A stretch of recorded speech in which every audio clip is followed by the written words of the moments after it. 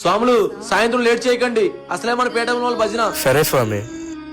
స్వామి, రేపొద్దున మా ఇంట్లో సర్ది పెట్టుకుంటున్నా, మీ అందరూ రావాలి. అదేంటి స్వామి, మొన్నగా 5,000 మంది భజన పెట్టారు, ఇప్పుడు సర్ది అంటారేంటి?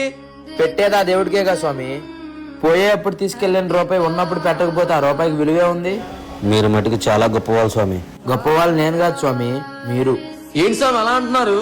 నా జీవితంలో అన్నీ చూసా, కానీ అయ్యప్ప మాల మాత్రం చూడలేకపోయా. నేను గొప్పవాడిని ఎలా అవుతా? నాకు ఎన్నో వ్యాపారాలు ఉన్నాయి, ఎంతో ఆస్తుంది, కానీ 45 రోజులు దీక్ష చేసే సమయం లేదు. సమయం అనేది సందర్భం బట్టి మారుతుంది స్వామి. మీ జీవితంలో కూడా ఆ అయ్యప్ప స్వామిని దర్శించుకునే రోజు వచ్చింది. మా లాంటి వాళ్ళకి అలాంటి రోజు రాదు స్వామి. ఎందుకంటే నేను ఒకటి గమనించాను, లేనివాడు అప్పు చేసైనా ఆ స్వామివారి అనుగ్రహం పొందుతున్నాడు. కానీ అన్నీ ఉండి కూడా మాకు అలాంటి రోజు రావట్లా. మీరు చెప్తుంటే నా మనసు కరిగిపోతుంది స్వామి.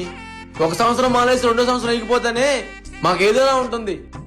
అలాంటిది ఇంతకాలం అయ్యప్ప దర్శనం కోసం ఎదురు చూస్తున్నారంటే మీరు చాలా గొప్పవారు స్వామి. చాలా గొప్ప గొప్ప మనుషులే చెప్పారు, మాల వేసుకుని స్వామివారి దర్శనం తీసుకునే వాళ్ళకన్నా ఇలా సివిల్లో వచ్చి స్వామివారి దర్శనం తీసుకునే వాళ్ళకే పుణ్యమని. ఈసారి మీరు కూడా మాతారండి, ఆ స్వామివారి దర్శనం చేపిస్తాం. స్వామియే శరణమయ్యప్ప.